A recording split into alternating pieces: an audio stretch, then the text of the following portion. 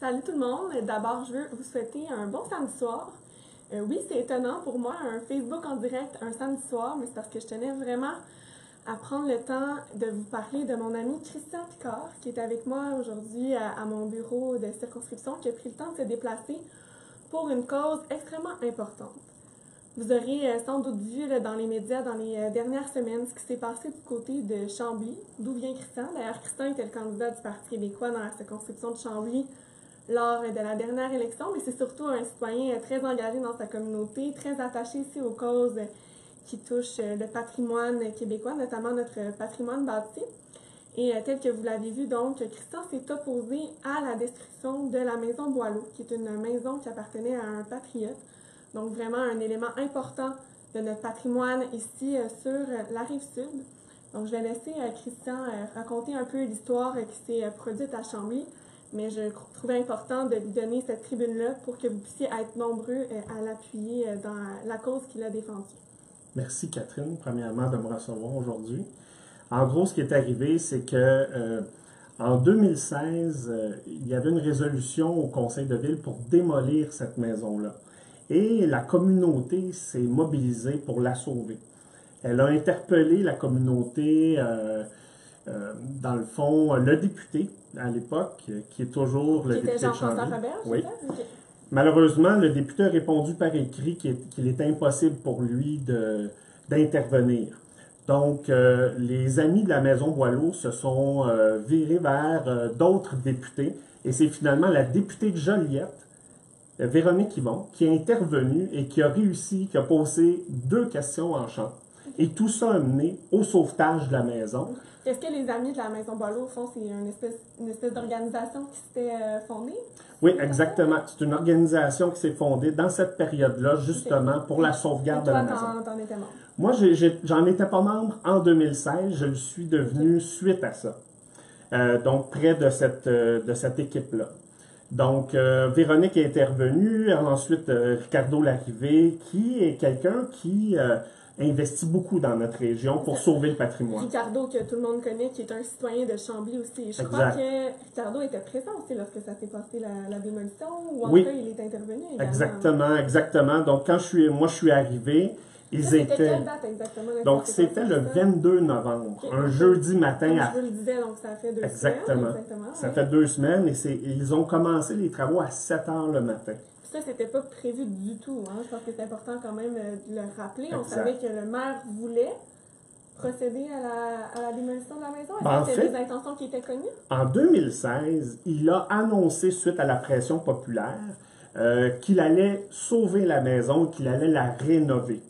Et c'est pour ça qu'il a fait installer des horodateurs, donc des parcomètres, pour ramasser l'argent qui allait servir à rénover la maison. Okay. Et donc, tous les comités qui travaillaient sur le dossier, les citoyens, les amis, le mouvement citoyen de Chambly, tout le monde était sous l'impression que le maire travaillait pour une rénovation de la maison. Et à la surprise générale de tout le monde, à 7 heures le matin, les travaux ont débuté. Okay.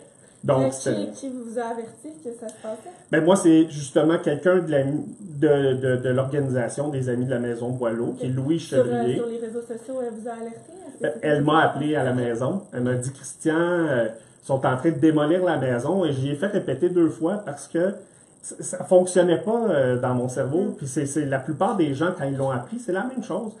Mais je me suis dirigé sur place. Puis évidemment, c'est pas planifié, mais ce que je voulais, c'était stopper les travaux pour sauver. Vous étiez plusieurs citoyens sur place. Quand je suis arrivé, il y avait une dizaine de citoyens. Quand même, ouais. Déjà, okay. Et ensuite, il y a d'autres citoyens qui se sont ajoutés à nous parce que j'ai fait un Facebook Live. Okay. Et puis, j'appelais les citoyens du coin à venir. Ben, premièrement, il faisait très froid, il faisait moins 25 ce matin-là. Ça prenait du courage. Ben, je demandais surtout, amenez-nous du café, venez vous joindre à nous, on va bloquer la démolition, puis on va sauver la maison du patriote René Boileau. Et puis, tu as fait plusieurs démarches au courant de la journée du 22 novembre. J'ai vraiment... La maison a commencé à être démolie. C'est ça, justement, avant d'être en ligne, on en discutait, Christian et moi, puis il a essayé par toutes sortes de moyens de joindre certains acteurs politiques, d'avoir même une injonction qui lui permettrait de stopper la démolition de la maison. Même que Christian est allé jusqu'à s'opposer à la toute fin. malgré justement Je voulais les pas policiers Je qui voulais avaient pas été quitter. interpellés en renfort là, Exactement, par parce que la malgré ville... que c'était totalement pacifique. Absolument. Vous étiez là pour la bonne cause. Puis, Absolument. les policiers, au fond, devaient C'est la obtempérer ville aux ordres qui a de la ville de signé janvier. une demande pour que je quitte leur terrain, parce que la ville a acheté le terrain, la maison pour la rénover. Et puis c'est eux qui ont signé le papier pour que les policiers, dans le fond, me retirent du lieu pour qu'ils puissent poursuivre leurs travaux de démolition. Donc, là, vous savez comment ça fonctionne. Au fond, Christian, puisqu'il s'est fait arrêter, ben, il va devoir aller en cours, défendre donc sa cause. Et évidemment, lorsqu'on va en cours, lorsqu'on doit recourir à des avocats, ça coûte très cher. Donc, moi, c'est pour ça qu'aujourd'hui, je voulais prendre le temps de vous demander votre aide, Christian, avec une femme aussi, une citoyenne engagée du nom de Sophie Fréchette, ont débuté une campagne de sociofinancement pour justement amasser des fonds pour soutenir la défense de Christian. Et moi, j'ai fait un don récemment et je vous invite également à aller en faire un. Il y a déjà plus de 4 000 $ qui ont été amassés.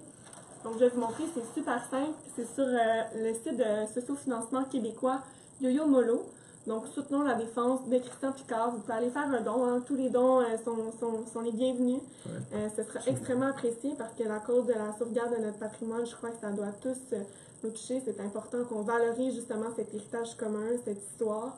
Christian, tu es engagé depuis longtemps en faveur du patrimoine? Absolument, depuis fin des années 80 que j'interviens dans différents dossiers pour soutenir la protection de notre patrimoine. Les vestiges de notre histoire qui font ce qu'on est aujourd'hui comme société. On sait que le mouvement patriote a donné énormément de choses pour notre démocratie aujourd'hui, qui nous permet de vivre dans ce beau Québec, de profiter de droits et de vivre donc dans une société où on est libre de s'exprimer avec un gouvernement responsable et tout ça. Donc, cette histoire-là, non seulement l'histoire des patriotes, mais notre histoire en général, on doit la valoriser. Puis ça, ben, ça passe par la sauvegarde de notre patrimoine. J'ajouterais, Catherine, que les cours d'histoire au secondaire, c'est pas la seule façon d'apprendre l'histoire.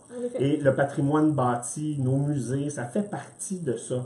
Si on veut que la population, si on veut que nos enfants aient une connaissance de l'histoire qui est plus grande qu'actuellement, il faut garder ces endroits-là qui sont d'une richesse extraordinaire. Oui, totalement. Donc, je pense que Christian l'a bien résumé. Alors, je vous enjoins à poser le même geste que moi et aller faire un don pour soutenir la cause de Christian. Je me permets d'ajouter qu'il y a un spectacle bénéfice qui est organisé aussi par des gens qui me soutiennent, qui est le mardi 18 décembre, 19h30 à la Croisée des Chemins. Il va y avoir plusieurs artistes sur place. La Croisée des Chemins qui est un resto-bar de Chambly. Exactement. Donc, vous pouvez acheter vos billets sur place ou Eventbrite aussi, si vous tapez Christian Picard. Allez sur la page Facebook de Christian Picard. Je vous mettrai le lien dans les commentaires du vidéo de Facebook en direct. Donc, pour aller là. Je vais également mettre le lien pour Yo-Yo Molo pour que vous puissiez aller faire un don. Mais pourquoi pas aller assister à la soirée en même temps? C'est pierre d'un coup. Puis, on peut aller profiter d'une belle soirée en même temps que d'appuyer une cause très importante.